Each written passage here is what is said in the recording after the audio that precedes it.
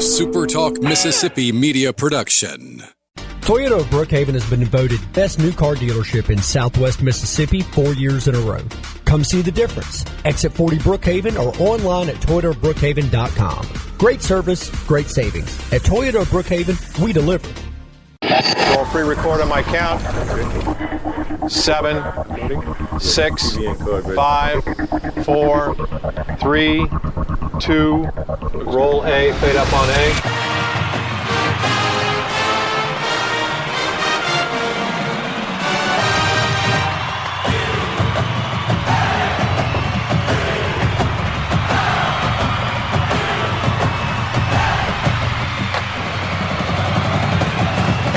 Southern Miss to the top. You're tuned in to the Eagle Hour.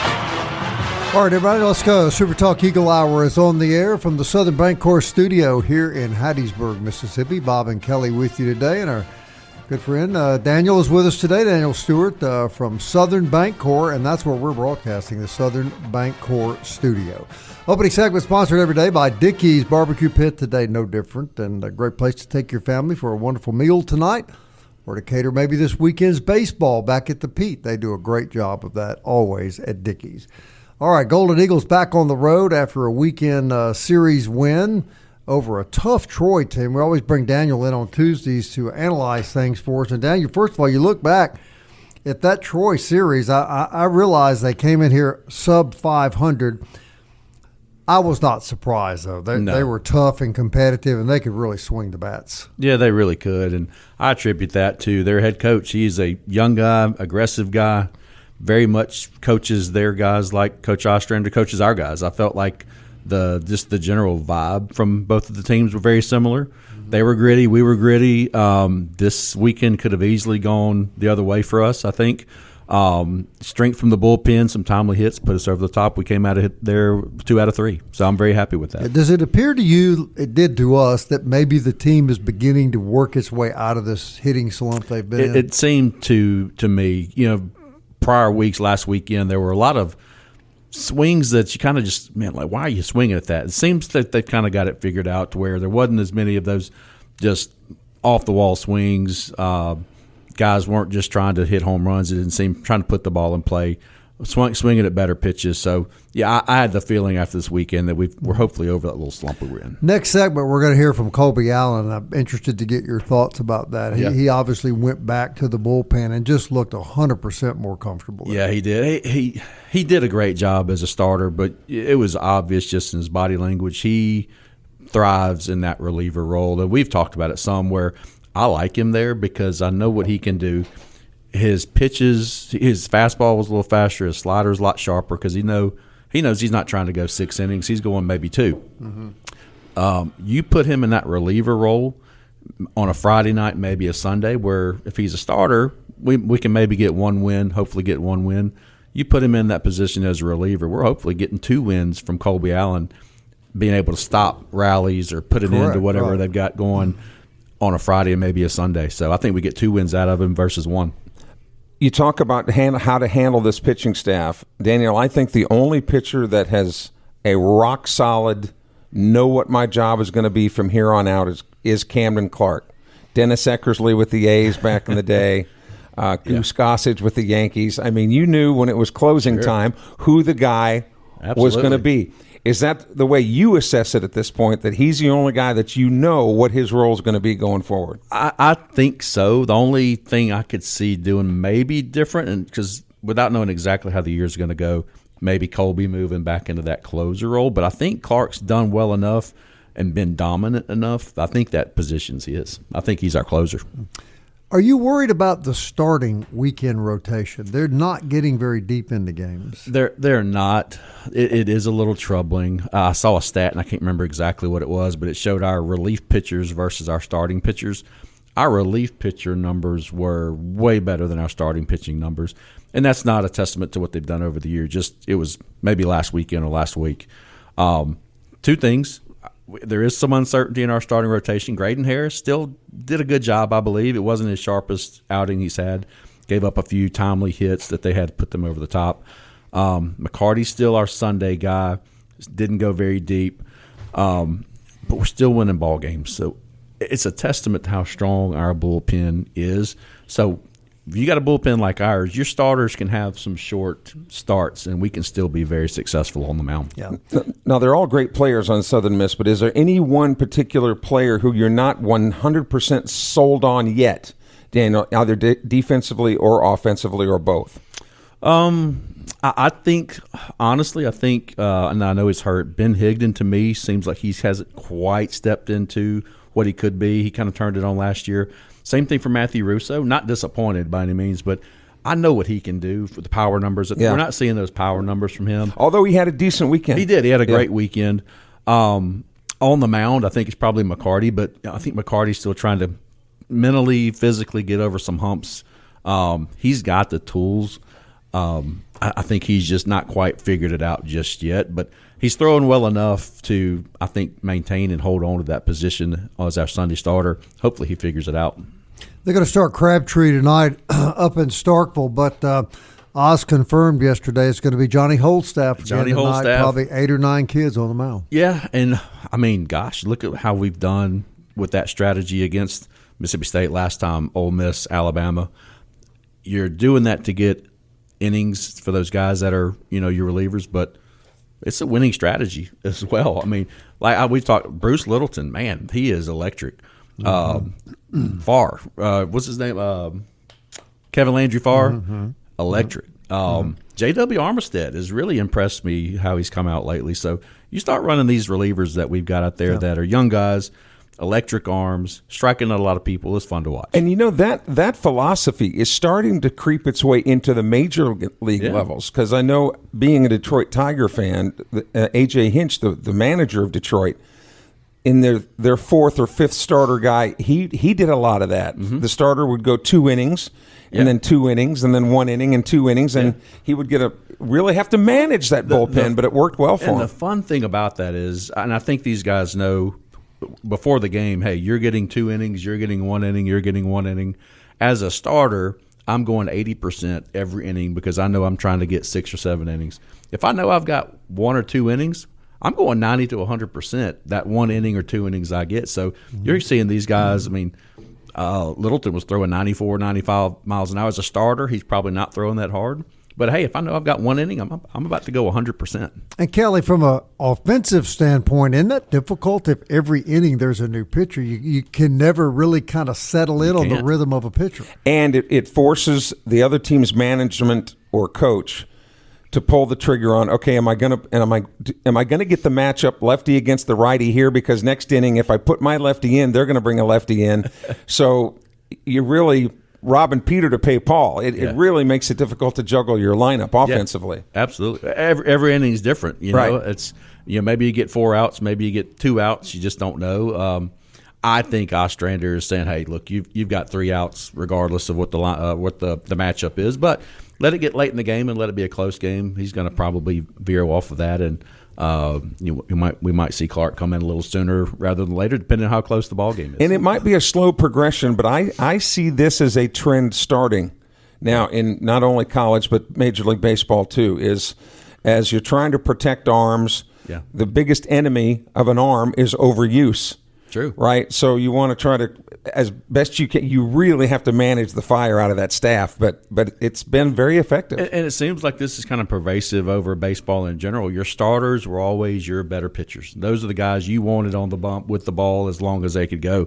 But gosh, across the board, college, pro, you've got some really good relief pitchers that you don't really sacrifice a lot going to the pen nowadays. Have you seen many teams, set up like this, though, that the bullpen seems to be the best pitchers? It's rare. I don't know if I've ever seen it, especially at Southern Miss. I mean, we've had some good bullpens in the past, maybe where you had 3 guys you could count on. Now, I mean, anybody we run out there, I'm like, man, who is this guy? I mean, we know him now, but when first of the year, I was like, man, who is Bruce Littleton? Who is this guy? Where did we get him from? Just electric out of the bullpen. It is really fun to watch. So far. So far. It's a funny game because 2 weeks down the road, you could be talking about how great the starters are and how the pen has gone to heck in the handbasket. Well, you see it what always they can makes do. you a little nervous, too, because you're Very bringing nervous. in a new guy every inning and you're thinking, oh, Lord, this is close. Don't have a bad outing here. Yeah. Well, it's these guys are going to be coached well. They're athletic. They're Division I baseball players for a reason. So a lot of confidence in them. Good matchup tonight. Golden Eagles going to be up in Starkville. The return match, and I told Kelly, Daniel, the Golden Eagles are playing on house money.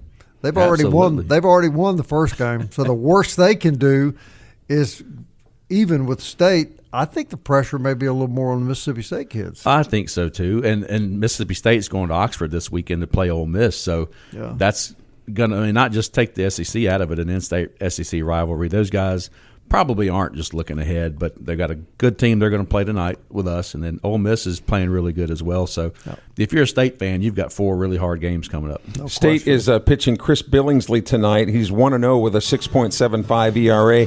He's a 6'4", 205-pounder junior out of Brent, Alabama, but I would suspect that Coach O'Connor is going to go Johnny Holstaff as long as he doesn't throw 78 miles an hour. That seems to be the kryptonite there. That's our kryptonite. Hey, when we come back, we're going to hear from Colby Allen, see what he thinks about moving back to the bullpen, and then get Daniel's thoughts on that. As we head to the break, Forest Health reminds you that keeping up with your team is fun, but you're the most important player. Get an annual physical. Be sure your health is as good as it can be. Forest Health can help you. Expert medical care closer to home. ForestHealth.org. We will be right back.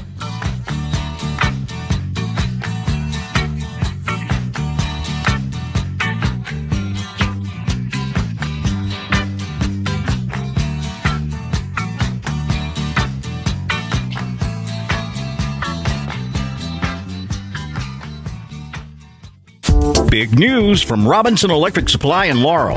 We've moved. You'll now find us directly behind our old building, right by Sawmill Animal Hospital. We're still your trusted electrical distributor, carrying everything from conduit to tape. And don't forget our full line of Milwaukee tools. Whether you're a contractor or a DIY pro, stop by the new Robinson Electric Supply at 1222 West 6th Street and see what's lighting up Laurel. Robinson Electric Supply. New location, same trusted service. Eagle Hour, Southern Miss to the top.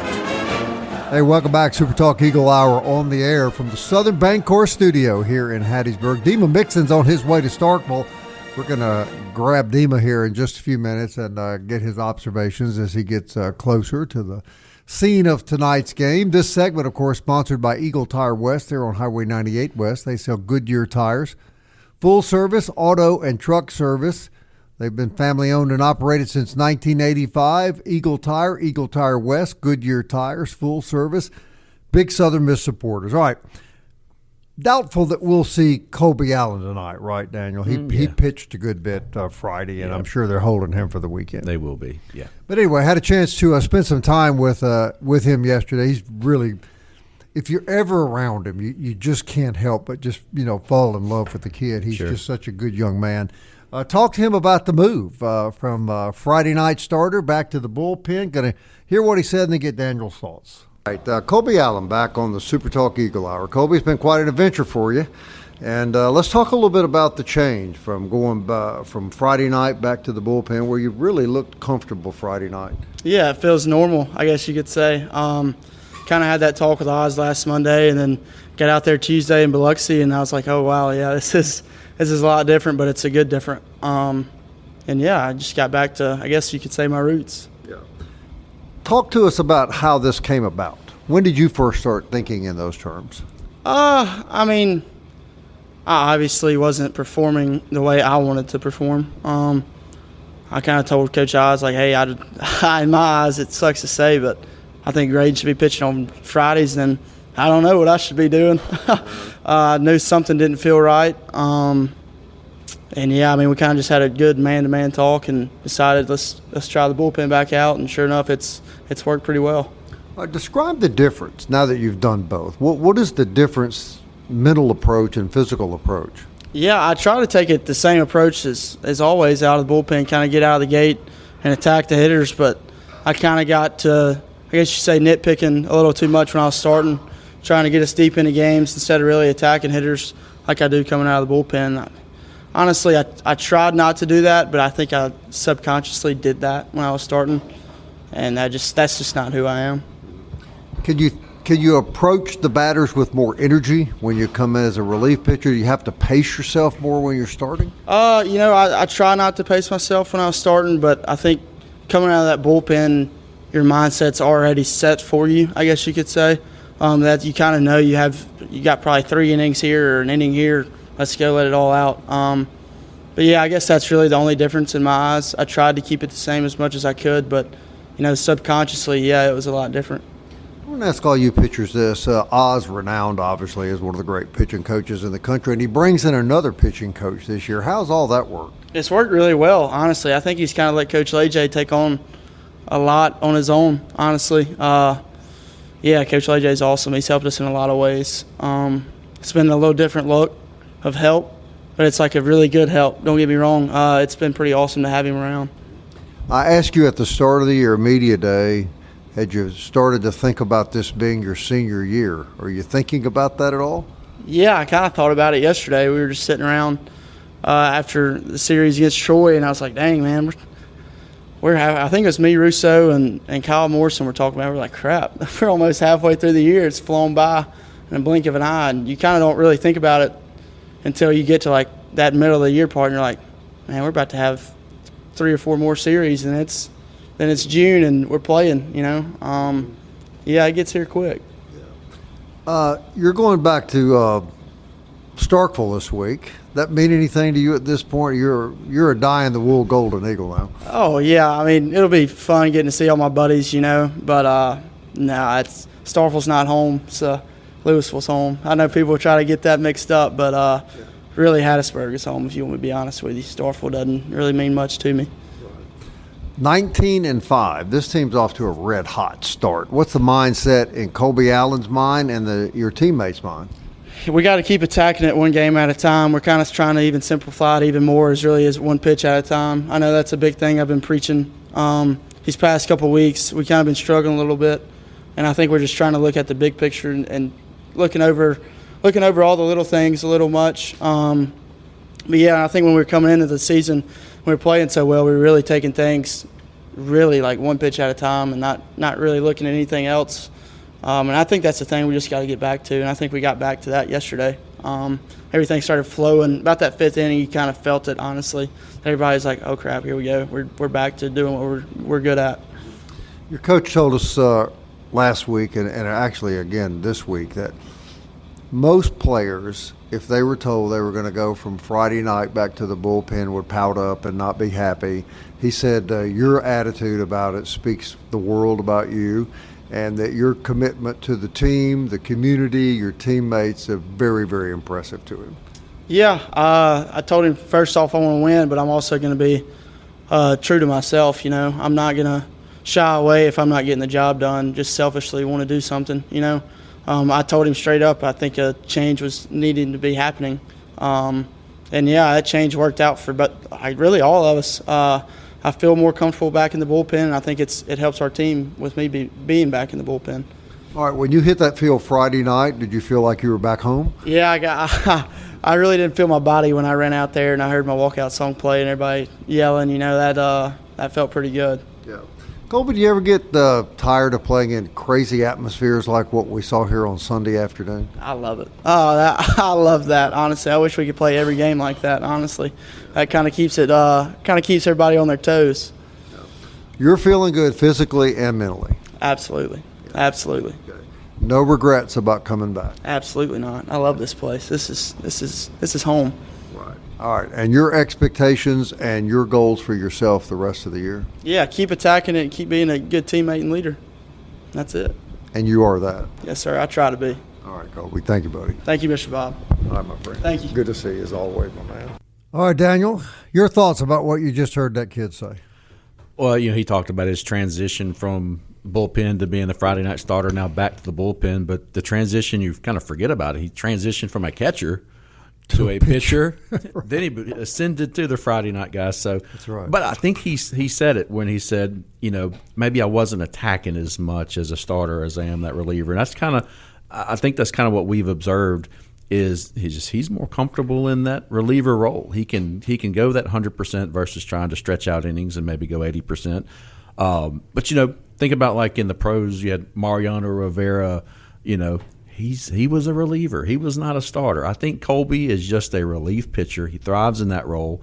And like I said earlier, I think we can get more wins out of him in the bullpen than we can as a Friday night starter. And I think still in the minds of most, he's still the ace on our staff. Your thoughts, Kelly? Well, human athletes, and even go to horses on the racetrack. You got sprinters and you got distance. Some people are much better sprinters. Some people are better at long distances. I think he learned that he's a sprinter. Yeah. And he probably knew that to some degree, but as he mentioned, he wants to do anything he can to help the team. That's right. But I think once he was given that choice, the word relief was used in a pitching sense, but not in an emotional sense. I think it was probably also a relief. I absolutely sensed that yesterday in the time I spent with him. That's a great observation, Kelly. I think that's exactly correct. Because I think that's where, if he's given a choice, that's where he's more comfortable. But, hey, if you need him to catch, he go catch. Yeah. Daniel, what does it say, though, in this era of I'm going to play at 4 different schools in 4 different years, that you got a kid that's willing – he got all this publicity about coming back to be the Friday night starter, and then it doesn't really – I guess you could say doesn't really work out. And his attitude is magnificent, isn't it? It's a testament to our program and our tradition, number one, that Southern Miss is a place that we can attract good kids that are good ball players at the same time. I mean, everybody you've interviewed, Bob, all these kids are respectful, nice, speak well. For sure. Smart. We have great baseball players and we have great kids too. So the tradition of Southern Miss, I think where we are now, we've built that over the years where this is a special place to play, and once kids get here, they don't want to leave.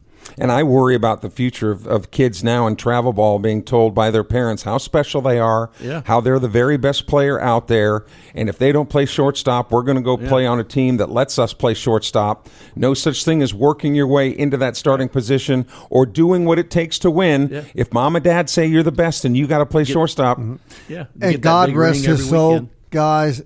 All those parents should have met Coach Robichaud before he passed. It's a long-time Louisiana coach.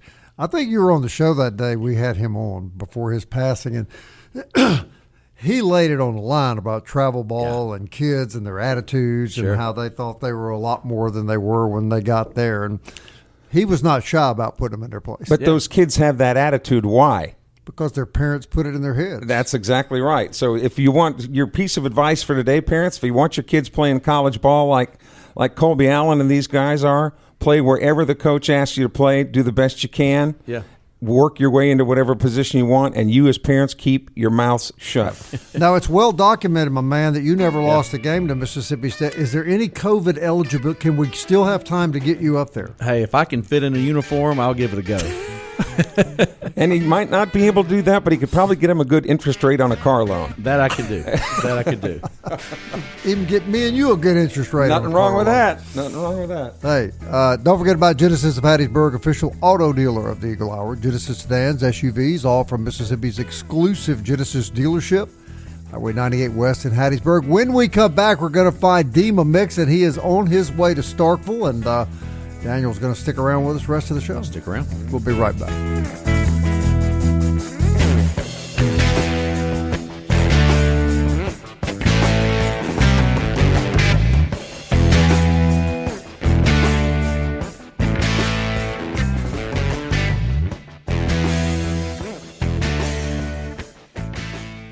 You're tuned in to the Eagle Hour. The Eagle Hour. Southern Miss to the top.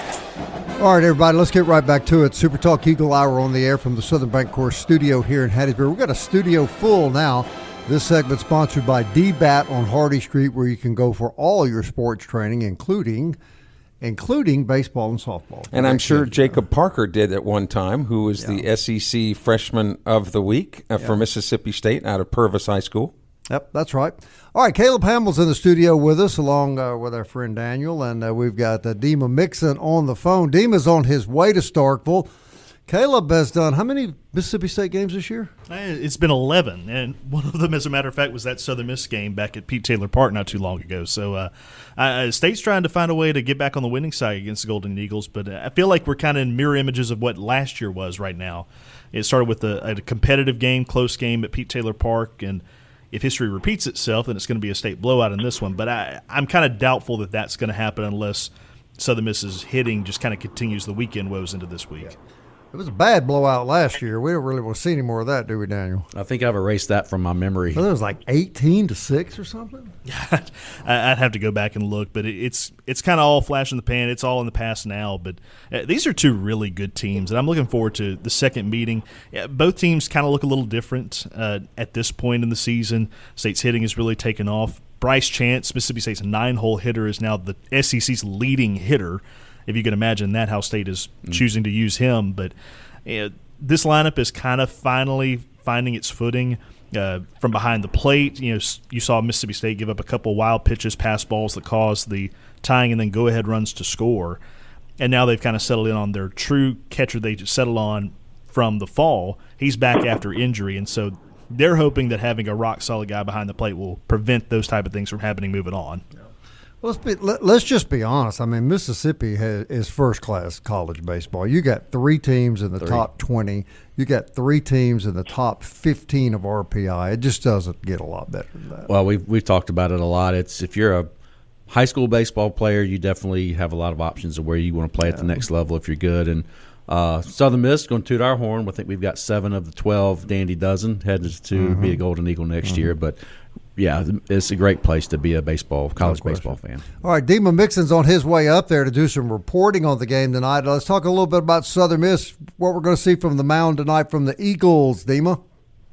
Yeah, well, it'd be nice if I could get to the game. The same people are doing Reed Green. I'm still at Evelyn Parkway here, so it'd be nice to get to Starkville tonight. But, no, yeah, I mean, Thomas Crabtree on the mound for Southern Miss, which actually was a little bit of a surprise to me because he threw on Saturday against Troy. Now, obviously, he didn't go very long, and I would expect tonight it's going to be a very similar approach to what they've done in the past, where it's kind of an inning-by-inning approach, very similar to what they did against Mississippi State when they were in Hattiesburg. But I just didn't think that Crabtree would get to start, but, that shows you what I know. So, I don't know how long he's going to go. It kind of makes me a little bit nervous just because his fastball hasn't been really that well hidden, and that's why he's gotten hit a lot. And, you want to hide your pitches well against this Mississippi State lineup. Like this lineup, like Caleb was saying, is, obviously one of the best lineups in the country, and they play much better at their home park. And they're 16-0 at home. But like we saw last time when Mississippi State played Southern Miss, the pitching that Southern Miss has can neutralize that. I do believe that. Tonight to me is going to be about whether or not Southern Miss can hit the ball enough, because I still think it's going to take – you're not going to just completely erase Mississippi State's offense. Like, I think they're going to get their runs, but Southern Miss's offense is going to have to capitalize when State's arms on the mound, which to me is the story of the game, of whether or not their arms are going to be up for the task. They're going to have to score with Mississippi State. But I think for Southern Miss, it's like this game is you don't want to play in Mississippi State's way, right? You don't want to play into their hands. Their hands is to win this game 13-9 or 13-8 or 14-10, whatever it is. Southern Miss really needs to make this game just like they did in Hattiesburg, a 7-6, 8-7 game. Dima, I'm thinking right now about just how similar Mississippi State and Southern Miss are as far as the way they're approaching this game, because right now State's down a couple of key starting pitchers. Ryan McPherson, their typical Friday night guy, kind of went out early with an apparent elbow problem. We don't know yet the extent of all that, but Chris Billingsley's a guy that's kind of seen his ups and downs this year. This is his first start for the Bulldogs. He's a JUCO product, but he's a guy that typically has seen some short relief, and then all of a sudden it'll fall to pieces. I would expect State and Southern Miss to have really similar approaches to a Johnny Holstaff. You have 5 or 6 arms at least per side. But I'm with you.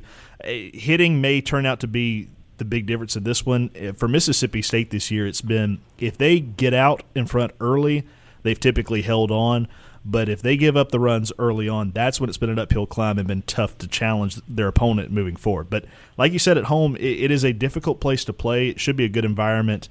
And as you said, State plays really well at their home venue. Dima, hitting-wise right now, is Kyle Morrison kind of the dude, at least right now, for Southern Miss? Yeah, for sure, absolutely. Him and Gillespie, have been really the three most consistent bats over the last couple weekends, and I expect both of them to have big games tonight. We haven't seen the lineup, so I'm just curious on who's in right field because, Tonsmeyer went into right field at the end of the game on Sunday, so I'm interested to see that. I would expect Gray Eubanks to still be the DH, and like I said, Crabtree's on the mound. I do think we'll see some interesting arms tonight from Southern Miss. I've heard some things, speculatory things, of course, but of different arms to see, with all the arms that we've seen from Southern Miss so far, they still have about 3 or 4 guys they haven't even thrown yet. And I think we might see 1 or 2 of those guys tonight, just from what I've heard.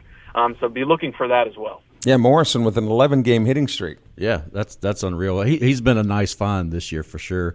Going into the game a couple weeks back or 3 weeks ago, we played Mississippi State. I still felt we were going to come out of it with a victory. I still think we're going to win tonight, but that confidence level is a little bit less because – I do feel like, and I've seen some of the Mississippi State stats lately, those guys are just tearing up the ball. Is our bullpen going to be I say our bullpen, this Johnny Hole staff, bullpen staff, going to be able to hold these bats off for 9 innings tonight? And are our hitters going to be able to come out of this little slump they've been in and capitalize against State's pitchers tonight? Well, I'll tell you, the pitching has been a huge neutralizing factor this year. You look at the top arms that State has faced this year, Southern Miss and Arkansas. A little bit of UCLA if you want to sprinkle it in there, but in those 4 games that State has played, they've only won 1 of those. And so that's a big difference maker. Yeah, no, that's what I was literally about to say. I was going to say that to Daniel, is that Southern Miss has already shown that they can hold down Mississippi State's offense. And they did it with starting 5 freshmen in that game. Yeah. So, when they ran out Causey, Littleton, Kale Farr, Teague Broadhead, those were the first 4 guys who saw the field against Mississippi State at home.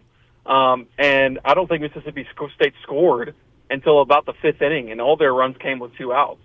And I don't think they allowed a home run in that game, if I remember correctly. I think all those were gapper balls. So, and I would expect Colby Allen to pitch tonight for sure. He's definitely going to throw a bullpen tonight. He was warming up on Sunday, and he did not throw because of what Camden Clark did. So I fully expect a full dose of Colby Allen tonight, somewhere in the 7th and 8th inning for sure. That's interesting because you guys didn't think that you would see Colby tonight. Yeah. No, and he didn't really give us any indication either way. I don't guess they've told him anything. Well, as your weekly routine as a starting pitcher is a little bit different than a relief pitcher. Your bullpens are going to be different. So, heck, instead of throwing the bullpen in the pen, get some real live action tonight for Colby Allen. Caleb, this is quite a week for Mississippi State. They take on 11th ranked Southern Miss tonight, and then you guys have your friends from Oxford this weekend. You use that term loosely, right? But very. Very loosely. But now this is I think back to when State was playing in Arlington, 3 games, and then they come to play in Hattiesburg for that following Tuesday game. State really, at least from a fan's perspective and from the way I saw it, viewed it as a 4-game weekend per se. And so they pitched it as if they had to have that 4th game against Southern Miss. And unfortunately for State, they split 2 wins, 2 losses. But it's really odd that I go into this weekend, or this week I should say, feeling like Tuesday is completely on its own island and it doesn't have hardly any bearing on how you approach the weekend. And part of that's because of the rest you have there. But I will say, in the back of the heads of the coaches right now is the thought that how do you approach your starting pitching for the weekend? Because your Friday night guy is likely unavailable. At best case scenario, he's going to be available for very limited action, and I think that's even a little too far-fetched. So your Saturday guy from last week pitched over 100 pitches. Do you want him on short rest? And then come the week after, State has a Thursday through Saturday series, so it would be short rest again for him for a Game 1 start on the weekend. So at that point, if you don't start him on Friday of this weekend, who do you pitch? Is it a Johnny Holstaff type approach for the Friday game, at which point you have to approach Tuesday as we need to leave some bullets in the gun for Game 1 against Ole Miss? But that said, this is a big week. To have all the in-state games going on with Southern Miss Tuesday tonight, and then the weekend series against Ole Miss. It's exciting. It's a lot of fun, and you're hoping you can get Ole Miss on their home turf, a series in which State has been fairly successful over the last few years. And you talk about a Thursday, Friday, Saturday series. That's because of Easter next weekend. So a lot of schedules have been backed up a day. All right, David, you be careful, man. We'll look forward to getting your report when you're back in the studio tomorrow. All right, sounds good. And Caleb, what we like about you, Caleb comes in here with his Mississippi State shirt on. We hit him pretty hard, of course. But what was it, 3 years ago, the Super Regionals here with Ole Miss? Caleb shows up at the Pete every day wearing black and gold. I am an equal opportunity offender when it comes to the boys from Oxford. Thank you, Caleb. Hey, thanks, Bob. Enjoyed it. All right, man. Caleb Hamill, everybody. We'll be back and wrap up this edition of the Super Talk Eagle Hour.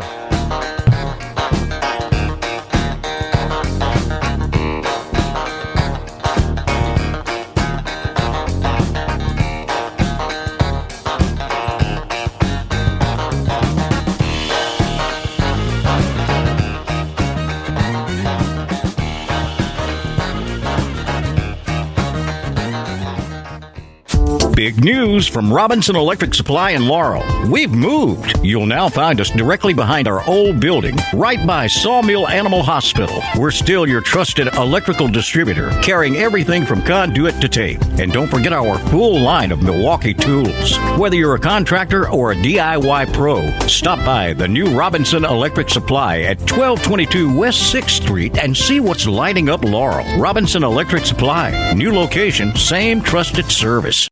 Southern Miss to the top. To the top. You're tuned in to the Eagle Hour.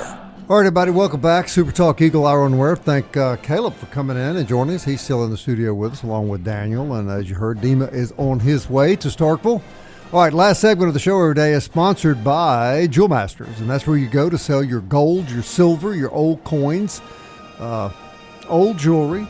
Just last week, Daniel, we pulled Kelly's grill out, and he saw. Did you get good money for that grill at Jewel Masters? Yeah, well, Little Wayne was the second highest bidder. Marty Vick was first. Now, this is a Keith grill, not yeah. grill. Oh, Okay. You ever seen Kelly with his grill? I would love to see that, Kelly. Yeah. That's my You sold it, so you don't have it anymore? my rapper alternative Alter ego? is Special K. Special? Are you hearing this, Caleb?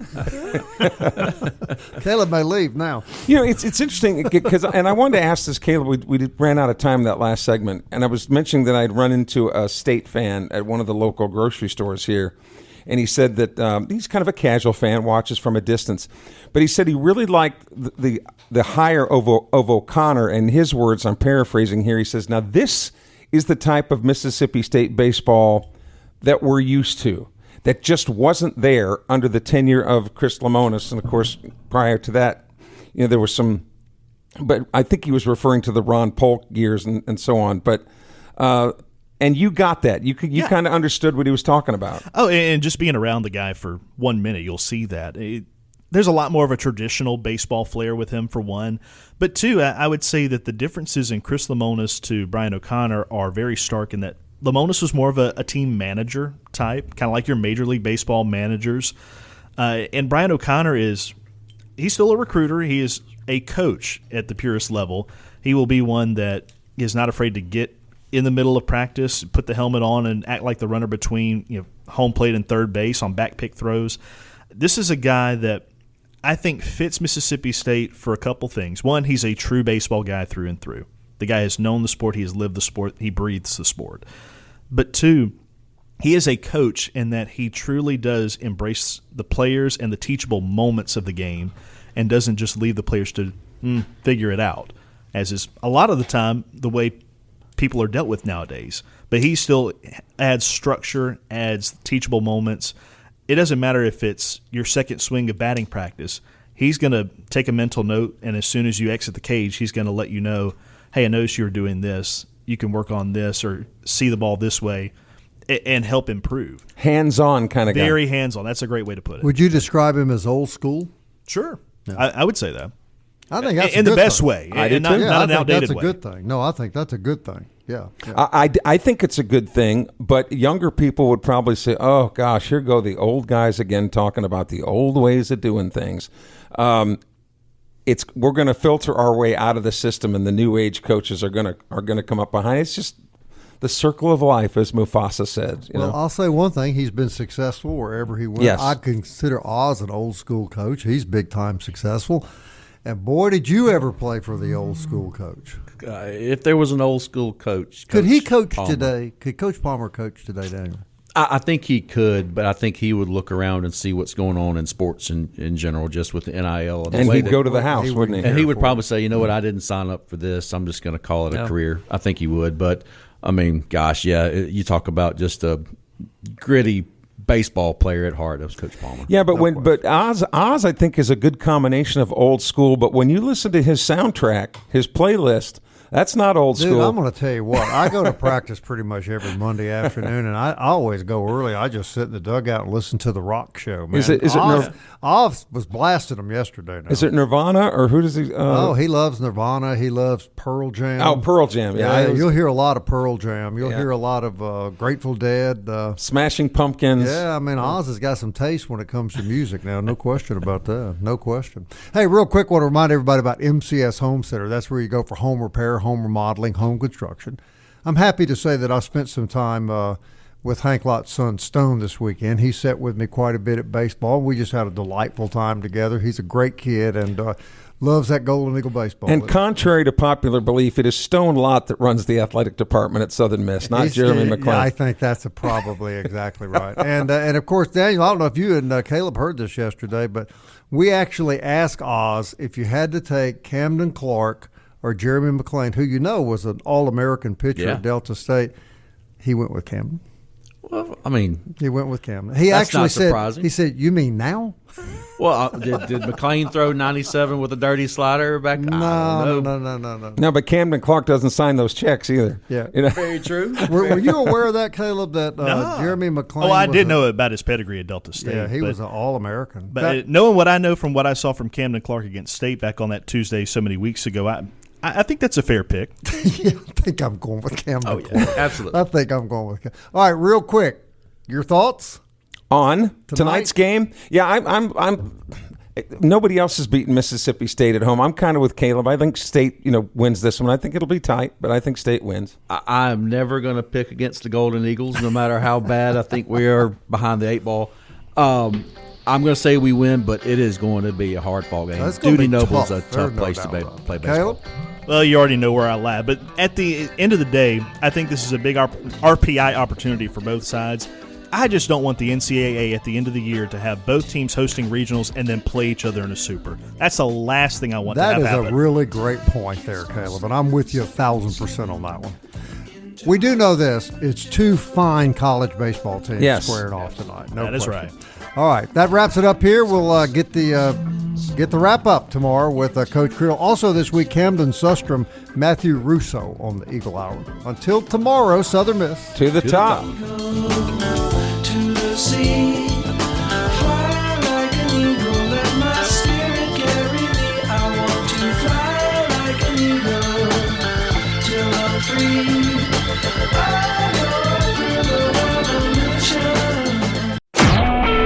A SuperTalk Mississippi media production.